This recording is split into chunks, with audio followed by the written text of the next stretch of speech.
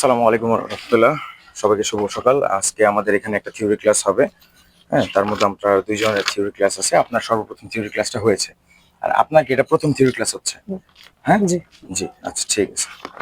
আপনারা এই তিনজনে এই সিরিয়াল লাগাবেন, এই সিরিয়াল তিনজন। হ্যাঁ, এই তো একটু চাপেন ভাই, আপনি একটু চাপেন। হ্যাঁ গুড, আচ্ছা সুন্দর হয়েছে। তিনজনকে ক্যামেরাতে আসবে। তো সর্বপ্রথম ক্লাসের মধ্যে স্টার্টে থিওরিক্যাল গাড়ির মেশিনারি যন্ত্রাংশের ক্লাস, যেটাকে থিওরিক্যাল ক্লাস বলা হয়। প্রথম ইঞ্জিন, এক নম্বর আছে ইঞ্জিন। ইঞ্জিনের মধ্যে কি কি থাকে? ইলেকট্রিক্যাল কয়েল থাকে, ইলেকট্রিক্যাল সকেট থাকে এবং পিস্টন রিং। যেটাকে ইলেকট্রিক্যাল সকেট বলে, এটাকে বলে স্পার্ক প্লাগ অ্যাকচুয়াল ভাষায়। তো এই জিনিসটার নাম হচ্ছে ইঞ্জিন, ঠিক আছে। জি এই জিনিসটার নাম হচ্ছে কয়েল প্লাগ। ইঞ্জিনের উপরে এই জিনিসটা কয়েল প্লাগ। এটার কাজ কি? এটার কাজ হচ্ছে ইঞ্জিনে ইলেকট্রিসিটি প্রোভাইড করা। ইলেকট্রিসিটি বলতে যাতে একটু কারেন্ট, বিদ্যুৎ প্রবাহিত করা। বিদ্যুৎটা এটার মাধ্যমে তৈরি হয়। এই যে যেমন ডাইনামো মোটর ইলেকট্রিসিটি তৈরি করে ব্যাটারিতে দেয়, ঠিক এটা আবার ইলেকট্রিসিটি তৈরি করে এই কয়েল প্লাগের মাধ্যমে ইঞ্জিনে দেয়। এখন ইঞ্জিনে এটা দেওয়ার পরে এটার ভিতরে আরেকটা সাদা স্পার্ক প্লাগ আছে, একটু ফুটকিয়ে দেন ভিতরে, দেখেন একটা স্পার্ক প্লাগ আছে হোয়াইট জি কালার। হ্যাঁ, এটাকে বলে স্পার্ক প্লাগ। এটা অনেক সময় কেটে যায়, জ্বলে যায়, ঠিক আছে, এটাকে স্পার্ক প্লাগ বলা হয়। তো এই জিনিসটা এখানে থাকবে, কারণ তাহলে সঠিকভাবে স্পার্ক পাবে। এখন এটার নিচে হচ্ছে পিস্টন, পিস্টন রিং ইঞ্জিনের। তো এটা কিভাবে চলে? তো এটা চলে আবার গ্যাসের সংক্রমণের মাধ্যমে। গ্যাস, অক্সিজেন সব যখন ওখানে যায়, এই স্পার্ক প্লাগ একটু স্পার্ক দেয়, দেন একটা ব্লো হয়, একটা ব্লো হয়, ব্লাস্টের মতন হয়। সেই ক্ষেত্রে এখানে কিন্তু চারটা পিস্টন আছে। চারটা পিস্টন কিন্তু দুইটা নিচে, দুইটা উপরে, চারোটা কিন্তু একই মাপে স্টেবল থাকে না, ঠিক আছে। তো যে এই দুইটা নিচে থাকে আর যে দুটো উপরে থাকে, ওই দুইটাতে ব্লাস্ট হবে, আবার নিচে দুইটা উপরে উঠে যাবে, আবার এই দুটোতে ব্লাস্ট হবে, আবার নিচে নামবে। তো এটা আবার কন্টিনিউ সার্কুলেট হয়, কন্টিনিউ। এই চারটা পিস্টন সার্কুলেটরের মাধ্যমে ইঞ্জিনটা সবসময় কন্টিনিউ চলে, নাইলে কিন্তু চলতো না ভাই, ঠিক আছে। এই হলো প্রথম ইঞ্জিন। তারপর হচ্ছে গিয়ার বক্স। ইঞ্জিনের সাথে সরাসরি সম্পৃক্ত হচ্ছে গিয়ার বক্সের। এই যে ইঞ্জিন, এর পাশে এই জিনিসটা হচ্ছে গিয়ার বক্স। এই যে দেখেন, এই যে এটা এটা জি এটা দেখছেন, এই যে একটা জয়েন্ট, একটু ফাঁকাও আছে, জি ঠিক আছে। এটার নাম হচ্ছে গিয়ার বক্স। এটার কাজ কি? ইঞ্জিনের যে শক্তিটা আছে, এটা গিয়ার বক্সের মাধ্যমে, গিয়ার শিফটিং এর মাধ্যমে আপনার দুইটা হুইলের মধ্যে শক্তি প্রদান করে। যে কতটুকু শক্তি প্রয়োজন, ড্রাইভ হলে সামনের দিকে ড্রাইভ করবে, রিভার্স হলে এটা পিছন দিকে রিভার্স করবে। ইঞ্জিন কিন্তু এই ক্ষমতা রাখে না, এটার ক্ষমতা রাখে অনলি গিয়ার বক্স। গিয়ার বক্সের মাধ্যমে আর কি গাড়ি আগে পিছনে বা নিউট্রাল, পার্কিং এগুলো দেওয়া যায়। গিয়ার বক্সের মধ্যে প্লেট থাকে আটটি প্লেট। তার মধ্যে 5টি প্লেট হচ্ছে সামনে ড্রাইভিং গিয়ার, একটি প্লেট হচ্ছে নিউট্রাল, আরেকটি প্লেট হচ্ছে রিভার্স, আরেকটি প্লেট হচ্ছে পার্কিং। পার্কিং, ঠিক আছে। তো পার্কিং যে প্লেটটি আছে, এটার কাজ হচ্ছে গাড়িটাকে আটকে এক জায়গায় স্থির করে ধরে রাখা। আর যেটা নিউট্রাল আছে, এটা প্লেটটা একদম মিহিন, মানে ইঞ্জিনের সাথে কোনো কানেকশন নাই। হ্যাঁ, কানেকশন নাই। আর রিভার্স হচ্ছে ব্যাক সাইডে গাড়িটা চলবে। আর ড্রাইভ 5টা প্লেট আছে, মানে ড্রাইভিং গিয়ারে 5টা প্লেট চলবে, গিয়ার 5টা। তো এর জন্য প্লেট 5টা, ঠিক আছে। এই হচ্ছে বিষয়। তো তারপর নেক্সট হচ্ছে আপনার রেডিয়েটর। রেডিয়েটরের কাজ কি? এই জিনিসটার নাম হচ্ছে রেডিয়েটর। এই জিনিসটার নাম রেডিয়েটর, এবং এটা হচ্ছে cooling chamber. Radiator cooling chamber, ঠিক আছে। এই যে এই জিনিসটা, এটা কুলিং জি চেম্বার। তো এই রেডিয়েটরের মধ্যে যেমন আমরা চালায় আসছি, বেশি গরম হলে খোলা যাবে না, গরম কম ছিল তাই খুললাম, পানির শর্ট আছে। তো শর্টটা আপনাকে ফিল করতে হবে। প্রতিদিন সকালে আসার পর সর্বপ্রথম রেডিয়েটরের পানি চেক করতে হবে, ইঞ্জিনের মোবিল চেক করতে হবে, গিয়ার বক্স অয়েল চেক করতে হবে, ব্রেক অয়েল চেক করতে হবে এবং পাওয়ার স্টিয়ারিং অয়েল চেক করতে হবে। সর্বপ্রথম গাড়ি স্টার্ট করার আগেই এগুলো চেক করে দেন আপনার গাড়ি স্টার্ট করবে। এই হচ্ছে বিষয়। এখন রেডিয়েটরের কাজ কি? রেডিয়েটরের কাজ হচ্ছে পানিটাকে ঠান্ডা রাখা। কারণ ইঞ্জিন পানি ছাড়া চলবে না, মুহূর্তের মধ্যে গরম হয়ে যাবে, 10 থেকে 15 মিনিট চালানোর মধ্যেই গরম হয়ে যাবে। তো হ্যাঁ, বন্ধ হয়ে যাবে, কারণ ওভার হিটেড হইলে ইঞ্জিন সিজ হয়ে যাবে। এই ফ্যানটা যদি না চলে, শুধুমাত্র এই ফ্যানটা যদি না চলে, তাহলে এটা হিট হয়ে যাবে 1 ঘন্টার মধ্যে, কারণ পানি তো ঠান্ডা হচ্ছে না। এই ফ্যানের কারণে ভাই পানিটা ঠান্ডা হয়, কারণ এই ফ্যান কিন্তু প্রচুর ঠান্ডা করে বাতাস। এই ফ্যানের নিচে যদি ধরেন আমি কুইলা কারোর উপর দিয়ে দিই, 1 ঘন্টার ভিতরে আইস হয়ে যাবে পুরো। আরেকটা প্রশ্ন, যে পানি কতটুকু আছে? আমি দিলাম পানি, হ্যাঁ, একের ফুল হবে, এটা ফুল ফুল হবে, কিন্তু কতটুকু চালাচ্ছে আমি গাড়ি, তারপর কতটুকু আছে এটা দেখার। এটার জন্য এই যে এটা খুলতে হবে।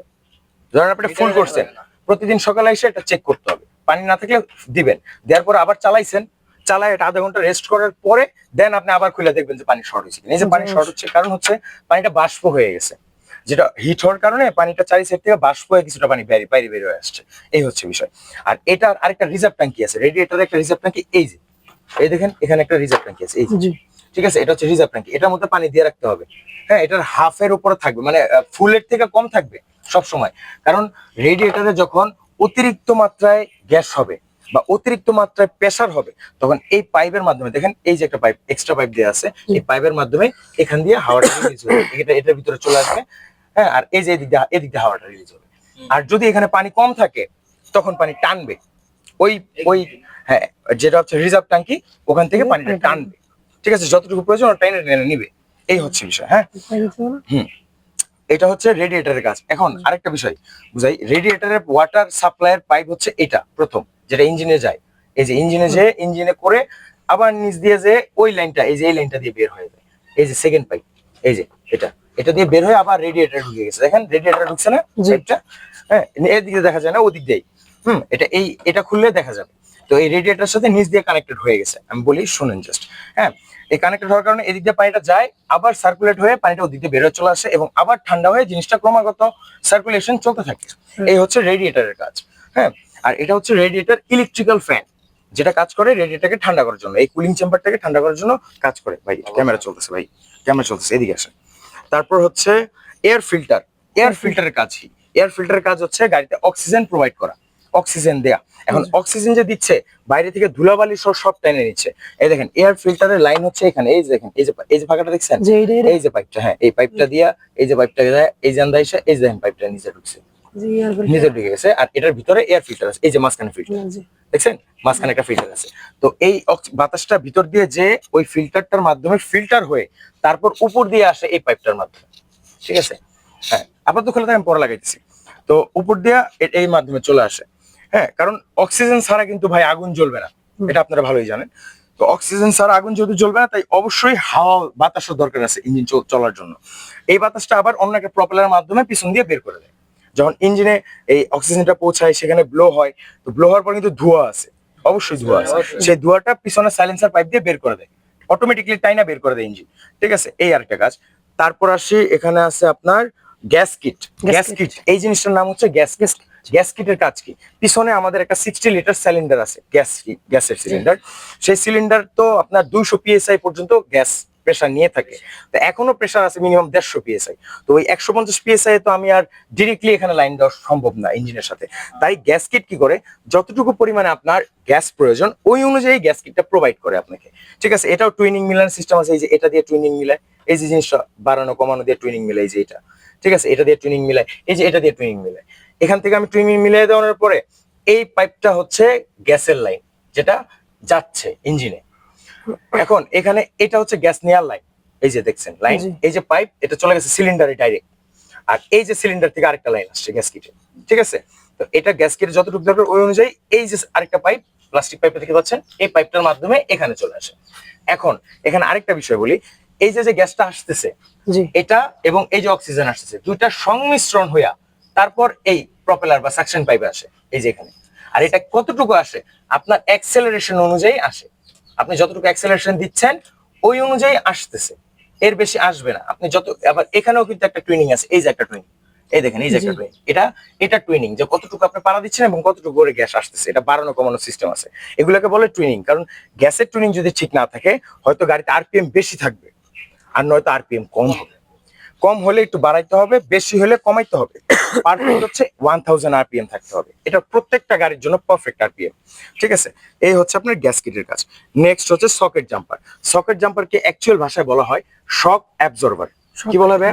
শক অ্যাবজর্ভার। হ্যাঁ, শক অ্যাবজর্ভারের কাজ কি? যখন একটা গাড়ি ভাঙা, গর্ত বা কোনো স্পিড ব্রেকার পার হচ্ছে, তখন অবশ্যই একটা ঝাঁকুনি খায় গাড়ি, তাই না? সেই ঝাঁকুনিটাকে যাতে ও নিজে নিতে পারে ওই অনুযায়ী শক অ্যাবজর্ভার, যেটা হচ্ছে সকেট জাম্পার। এদিকে আসেন, এই যে এদিকে আসেন, এই দেখেন, এই যে এটাকে বলে সকেট জাম্পার। এই যে স্প্রিং শো যেটা দেখতেছেন লম্বা খুঁটিটা, এটাকে সকেট জাম্পার বলে। এটার উপরে মূলত এই যে সকেট জাম্পার, এই যে দেখা 3টা নাট বোল্ট দিয়ে এটা এখানে আটকানো আছে। হ্যাঁ, এটার কাজ হচ্ছে শকটাকে অ্যাবজর্ব করা। ঠিক আছে, এটা হচ্ছে সকেট জাম্পার। তারপর 7 নাম্বার হচ্ছে ইলেকট্রিক্যাল ফিউজ বক্স। এই যেটা আমি খুলে রেখেছি, ইলেকট্রিক্যাল ফিউজ বক্স। এখানে প্রত্যেকটা ইলেকট্রিক্যাল ফিউজ বক্সের উপরে কিংবা ভিতরের সাইডে এরকম মডিউল দেয়া থাকবে যে কোনটা কিসের। যেমন এখানে ফ্যান আছে 30 ভোল্টের এ, ইঞ্জিন মেইনের ফিউজ আছে, এই যে ইঞ্জিন মেইন। তারপর ইএফআই মেইনের ফিউজ আছে, এই যে ইএফআই মেইন। তারপর হচ্ছে ইঞ্জিন হেড, এই যে ইঞ্জিন হেড। পাশাপাশি হচ্ছে ছোট ছোট ফিউজ গুলো হচ্ছে নানান কাজের ফিউজ। ঠিক আছে, এগুলো আমাদেরকে চেক করতে হবে। তারপর এই যে এখানেও আরো কিছু ফিউজ আছে। হ্যাঁ, এগুলো হচ্ছে আপনার ইঞ্জিনের সামনের যত ফিউজ দরকার এখানে সব আছে, এখানে এই জায়গার ফিউজ যতগুলো আছে এই সব ফিউজ এখানে আছে, ঠিক আছে। অবশ্যই। এটা হচ্ছে এসির ফিউজ, এখানে এসির যে ফিউজ গুলো আছে, যেমন এসির আপনার এই যে এই ফ্যানটা চলবে, তারপর আপনার এসির কম্প্রেসারটা চলবে, এগুলোর ফিউজ গুলো ওখানে আছে, ঠিক আছে। এই হচ্ছে সামনের মডিউলের দুইটা ফিউজ বক্স। এখন ভিতরে যে ইলেকট্রিক্যাল লাইনগুলো আছে ভিতরে, যেগুলো ড্যাশবোর্ড, তারপর আপনার চার্জিং পোর্ট, তারপর আপনার যে সুইচ গুলো আছে, হ্যাঁ ইলেকট্রিক্যাল সুইচ যত কিছু ভিতরে আছে সুইচ, এটার ফিউজ আবার ভিতরে ভাই। এটার ফিউজ কিন্তু দরজা খুলে আপনি যেখানে অ্যাক্সেলারেশন প্রেস করেন না, হ্যাঁ এই অ্যাক্সেলারেশন, আসেন আসেন একটু দেখেন, হ্যাঁ দেখেন উকি দিয়ে দেখতে হবে, মাথা ঢুকাই দেখতে হবে, মাথা ভিতর দিকে ঢুকাই দিতে হবে, হ্যাঁ আরো ভিতরে ঢুকাই দেবো মাথা, এবার ডাইন দিকে দেখেন, আরো ডাইনে দেখেন, দেখছেন? ওই যে হ্যাঁ সাদা ওটা? এখানে কিন্তু অনেকগুলো ফিউজ আছে, সবগুলো ভিতরে যত ইলেকট্রিক্যাল লাইন আছে সবগুলোর ফিউজ, হ্যাঁ দেখেন এই যে হাতের ডাইনে আছে না, আছে ভাই? জি। হ্যাঁ আছে, এখানে কিন্তু সবগুলো ফিউজ থাকে। এটা হচ্ছে ভিতরে যা কাম আছে, ভিতরে কিছু নষ্ট হয়ে গেছে ওইটা কাজ করতেছে না, তখন ফিউজ বক্স চেক করে একটা ফিউজ চেঞ্জ, যেটা নষ্ট হয়ে গেছে ফিউজ ওটা চেঞ্জ করে দিবেন, দেন আপনি দেখবেন আবার পারফেক্ট। যেমন আমাদের চার্জিং পোর্ট এই যে ফিউজটা আছে, এটা আমাদের কিছুদিন আগে নষ্ট হয়ে গেছে, ফিউজটা কেটে গেছে। তা আমরা অনেক চেষ্টা করছিলাম প্রথমে, পরে ভাবলাম যে না ফিউজ বক্সটাই চেক করি, সর্বপ্রথম কাজ। কখনো ইলেকট্রিক্যাল কোনো লাইন কাজ না করলে সর্বপ্রথম দায়িত্ব হচ্ছে আমরা ফিউজ বক্স চেক করব যে কোনো ফিউজ কেটে গেছে কিনা। সেক্ষেত্রে যদি কেটে যায় তাহলে ফিউজ চেঞ্জ হবে। এই যে ভাইয়ের একটা ফিউজ আছে দেখেন, তাহলে ভালো না কাটা, আকাশের দিকে তাকান, এটা ডাইরেক্ট এভাবে ধরবেন, যে কাটা। কাটা, তো এটা আমরা চেঞ্জ করছি যেখানে কেটেছিল। আচ্ছা, তো এই হচ্ছে আরেকটা বিষয়। তারপর এটা ফিউজ বক্সের পার্টটা গেল। তারপর নেক্সট হচ্ছে আপনার ডাইনামো মোটর। ডাইনামো মোটরের কাজ কি? এই জিনিসটার নাম হচ্ছে ডাইনামো মোটর। এই যে ডাইনামো মোটরের কাজ কি? ডাইনামো মোটরের কাজ হচ্ছে ইলেকট্রিসিটি তৈরি করা এবং এটা দিয়ে ব্যাটারিকে চার্জ করা এবং ইঞ্জিনেও প্রোভাইড করা। হ্যাঁ ইঞ্জিন কিন্তু ইলেকট্রিসিটি লাগে, এছাড়া চলবে না, ওয়ারিং লাইনগুলোতে ইলেকট্রিসিটি লাগবে। আরেকটা বিষয়, ব্যাটারিও চার্জ থাকতে হবে। ব্যাটারিতে যদি চার্জ না থাকে না তাহলে গাড়ি চলবে না, বেশিক্ষণ চলবে না, কারণ ব্যাটারি থেকে তো চার্জ নিচ্ছে ইঞ্জিন, ঠিক আবার ওকে চার্জ হতে হবে না। তো ডাইনামো মোটরের কাজ হচ্ছে এই যে ইঞ্জিনের সাথে কানেক্টেড এবং এই যে ব্যাটারিতে চার্জ করতেছে, ঠিক আছে। এই দেখেন এই যে লাইনটা এসে এই যে লাইনটা আসছে এবং আবার এখান থেকে টাইনাও নিতেছে। এই দেখেন এই যে অনেকগুলো ওয়ারিং লাইন দেওয়া আছে এখানে, এই যে এখানেও দেওয়া আছে, প্লাস মাইনাস জোনারি দেওয়া আছে, ঠিক আছে। যেরকম ভাবে ও ব্যাটারি চার্জ হচ্ছে ডাইনামো মোটর থেকে, আর সেরকম ভাবে ঠিক আবার ব্যাটারি থেকে ইঞ্জিন চার্জ নিবে, এটা কন্টিনিউস চলতে থাকবে। এখন ডাইনামো মোটর চলে কিসের মাধ্যমে?